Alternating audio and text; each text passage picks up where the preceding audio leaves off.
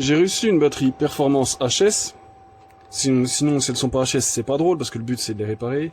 Et je vais vous montrer quelque chose aussi qui est super important et c'est souvent sur ces versions-là, avec les accus qui sont bleus, enfin bleu violette.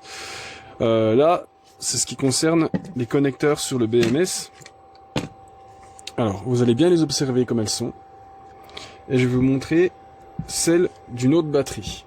Donc par exemple, quand on prend celle-ci, si on essaie d'écarter les lamelles, elles sont très très dures. Donc vu qu'elles sont dures, quand on enfile l'outil, vu qu'il y a une bonne résistance, il y a un bon appui, donc un meilleur passage de courant. Par contre, si vous prenez les BMS qui étaient un peu avant, voyez, l'appui est moins bon. Et en fait, je me suis rendu compte, et beaucoup s'en sont rendus compte, mais en fait, ça fait des arcs électriques. Parce que l'appui est pas bon, et ça peut faire cramer les outils. Et des fois, certains outils, on voit, il y a des marques dessus. Donc là, on sent bien, hein, c'est vachement moins dur. Là, au comparatif, allez, je suis obligé de forcer pour la rentrée. Là, on le voit, hein, je vais vous les mettre les deux à côté de l'autre.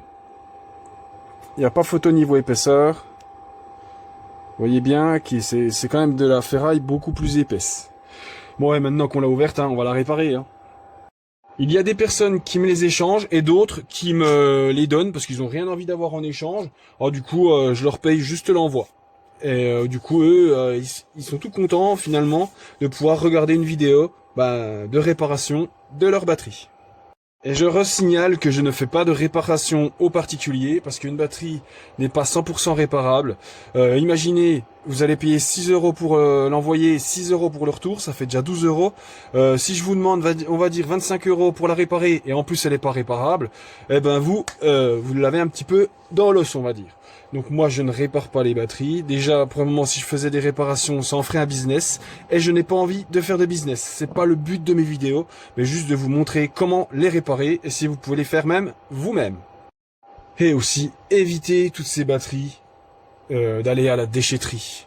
Moi je fais des échanges contre des outils. Parce que les batteries que je répare, j'en fais pas des stocks. Parce que finalement j'en ai pas tant que ça là. Mon stock réduit beaucoup. Je les échange contre des outils qui ne fonctionnent pas pour eux-mêmes les réparer. Allez, c'est parti maintenant pour la réparation.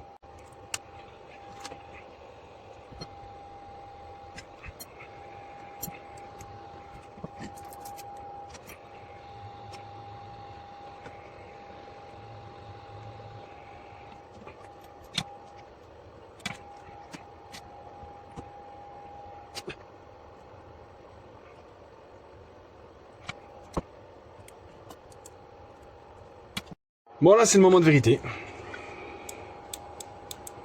Eh ben, c'est mal barré. Et j'ai remarqué que c'est souvent ces batteries-là, nouvelle génération, qui ne fonctionnent pas. Alors, on va essayer de mettre ça sur un outil, mais c'est mal barré. Ouais. Donc là, ça veut dire que le BMS, il est cramé. Ça, c'est le risque. Donc là, en fait, grossièrement, l'échange que j'ai fait contre une batterie 4 Ah, grossièrement, je l'ai carrément dans le fion, comme on peut dire.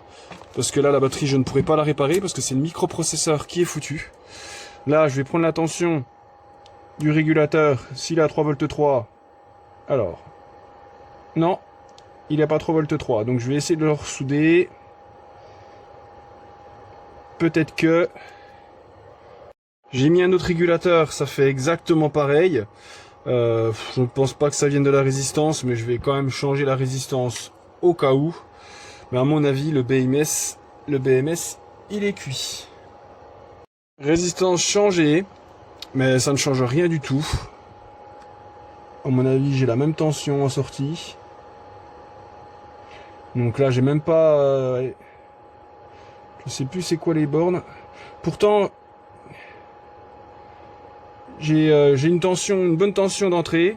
Mais la sortie, c'est pas bon. Pourtant, ça fait déjà le deuxième régulateur que je change. Ça devrait fonctionner.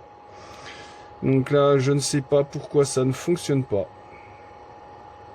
J'ai que 0,6. Pourtant, c'est les mêmes régulateurs que je prends d'habitude. Mais là, ça ne veut pas. Le BMS n'a pas envie. Donc ce que je vais faire, c'est que je vais enlever la résistance. Parce qu'en enlevant la résistance, du coup, ça désactive un petit peu, entre guillemets, la batterie. Et puis bah, le BMS, je le démonterai, et puis il partira, je sais pas où, parce que c'est pas réparable. En général, c'est le processeur qui pose problème, celui-ci là.